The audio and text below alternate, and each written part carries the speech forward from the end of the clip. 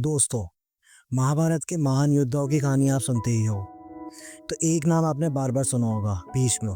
पर आप ये जानते हो कि भीष्म एक इंसान नहीं, एक देवता थे। देवव्रत, गंगा के पुत्र।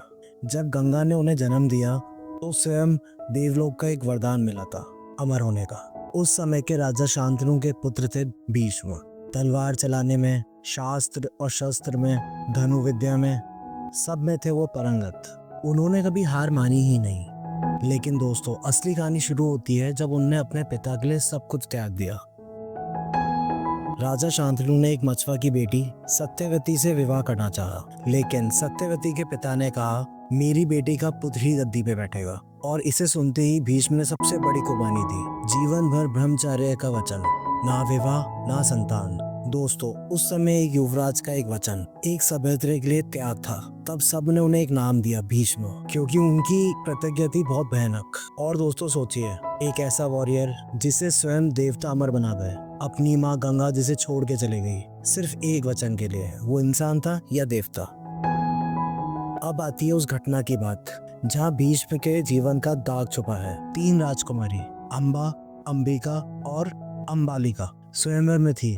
भीष्म ने स्वयं विवाह के लिए नहीं, बल्कि हस्तिनापुर के राजा विचित्रवीर्य के लिए जीत लिया। पर अम्बा का मन किसी और में था। जब भीष्म ने उसे लौटने के लिए मना किया और स्वयं विवाह भी नहीं किया, तो अम्बा ने उन्हें एक श्राप दिया, तुम्हारी मृत्यु तुम्हारा सबसे बड़ा दुख बनेगा। फिर उसने तपस्या की, भगवान शिव से वर पाया, अगले जन्म में भीष्म का विनाश करूंगी। दोस्तों सोचिए, एक वचन जिसने देवता को इंसान बनाया, अब एक श्राप उसे तोड़ने आ रहा है। जब महाभारत का युद्ध शुरू हुआ, तब भीष्म ने कौरव सेना का सेनापति बनने का विचार दिया। दोस्तों सोचो, जिस भीष्म ने पांडवों को गोद में खिलाया, उन्हें शस्त्र सिखाए, आज वही उन्हीं के खिलाफ खड़ा है, सिर्फ हस्तिनापुर के प्रति वचन निभाने के लिए।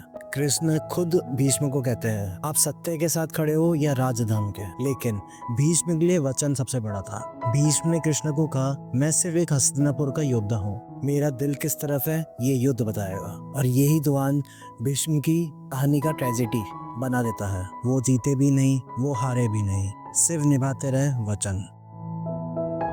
फिर आई वो रात जब कृष्ण ने अर्जुन से कहा, भीष्म को मारना मुश्किल है जब तक वो स्वयं खुद न चाहे। कृष्ण ने शिखंडी को आगे किया, वही अम्बा का पूर्ण जन्म, और अर्जुन ने पीछे से तीर चलाए। दोस्तों, एक देवता जो शहर शहर पे लेटे हुए हैं, जमीन को छू भी ना पाए, लहू बह रहा है, लेकिन जीवन छोड़ा नहीं, क्योंकि उनने इच्छा मृत्यु का वरदान प्राप्त था। वो मैदान में लेटे रहे जब तक सूर्य उत्तरायण में नहीं गया। क्या आप सोच सकते हो, 10 दिन तक जमीन से 2 इंच ऊपर, तीरों का बिस्तर पर, बस अपने वचन को पूरा करते हुए जीना।